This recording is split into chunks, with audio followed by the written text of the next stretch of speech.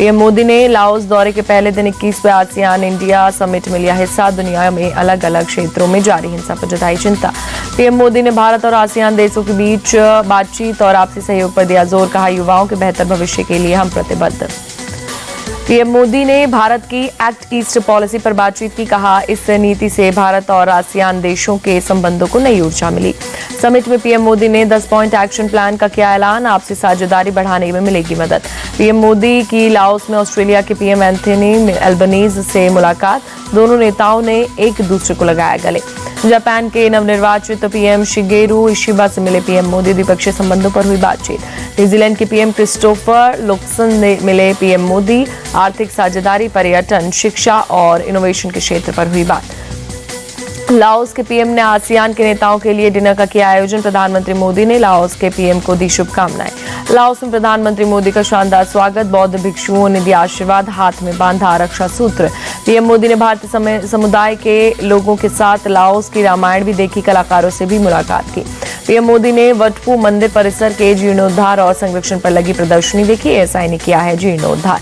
लोकनायक जयप्रकाश नारायण की आज जयंती। प्रधानमंत्री मोदी ने ट्वीट कर श्रद्धांजलि दी। लिखा, देश और समाज में सकारात्मक परिवर्तन लाने के लिए उन्होंने अपना जीवन समर्पित किया।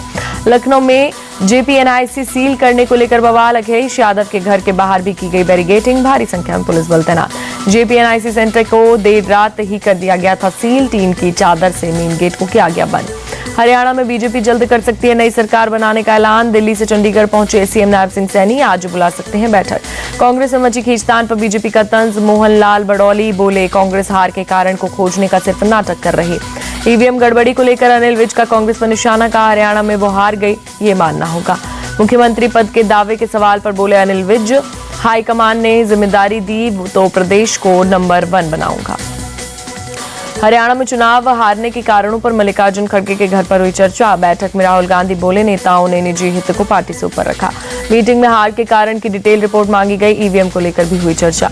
बैठक के बाद बोले कांग्रेस नेता अजय माकन, हार के अलग अलग कारण पर हुई बात, उसके आधार पर बनेगी रणनीति। गुटबाजी और ओवर कॉन्फिडेंस की वजह से नहीं हारी कांग्रेस। अशोक गहलोत बोले, जिम्मेदार लोगों पर होगा एक्शन। जम्मू कश्मीर में उमर अब्दुल्ला चुने गए नेशनल कॉन्फ्रेंस विधायक दल के नेता। गठबंधन के सहयोगियों से बातचीत के बाद सीएम पद के लिए होगा आखिरी फैसला। विधायक दल का नेता चुने जाने के बाद बोले उमर अब्दुल्ला, कांग्रेस से बातचीत चल रही है ताकि उनका समर्थन मिले। नवरात्र के मौके पर यूपी के सीएम योगी आदित्यनाथ का बिजली उपभोक्ताओं को बड़ा तोहफा। लगातार 5वें साल राज्य में बिजली की दर नहीं बढ़ाने का दिया आदेश। नवरात्र के मौके पर गोवंश को सड़क हादसे से बचाने के लिए सीएम योगी का बड़ा कदम। अब गोवंश के गले पर लगाई जाएगी रेडियम की पट्टी।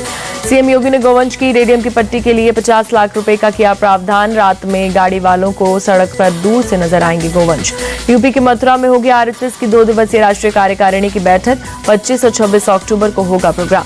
बेगूसराय से सांसद गिरिराज सिंह का फैसला, हिंदुओं को संगठित करने के लिए निकालेंगे हिंदू स्वाभिमान यात्रा। गिरिराज सिंह की यात्रा 18 अक्टूबर को भागलपुर से शुरू होगी। 22 अक्टूबर को किशनगंज में होगा समापन। दिल्ली में एमएलए फंड 10 करोड़ से बढ़ाकर 15 करोड़ सालाना किया गया। दिल्ली कैबिनेट ने दी मंजूरी। आरजीकर मामले को लेकर कोलकाता में जूनियर डॉक्टर्स की भूख हड़ताल जारी। इंडियन मेडिकल एसोसिएशन ने सीएम ममता को लिखी चिट्ठी। सरकार से डॉक्टर्स की मांगों पर पूरी करने की मांग की।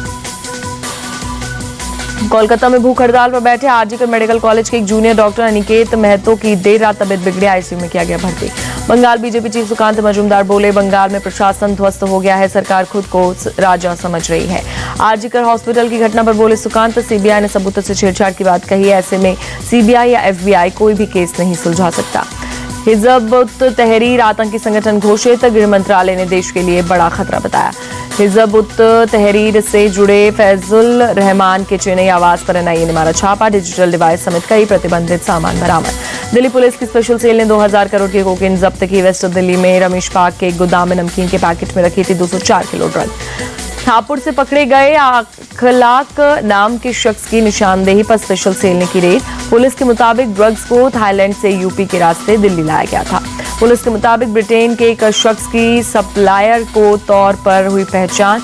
अब तक पुलिस ने 7,600 करोड़ की ड्रग जब्त की और 7 आरोपियों को गिरफ्तार किया। शारदीय नवरात्र का आज 9वां और आखिरी दिन दिल्ली के झंडेवाला मंदिर में उमड़ा भक्तों का सैलाब। मंदिर में हुई विशेष आरती। मुंबई के मुंबा देवी मंदिर में उमड़ी भक्तों की भीड़। शारदीय नवरात्र के आखिरी दिन श्रद्धालुओं ने किए दर्शन। पटना के सिद्धेश्वरी देवी मंदिर में नवरात्र के आखिरी दिन उमड़ा भक्तों का सैलाब। श्रद्धालुओं ने की मां सिद्धेश्वरी देवी की पूजा अर्चना।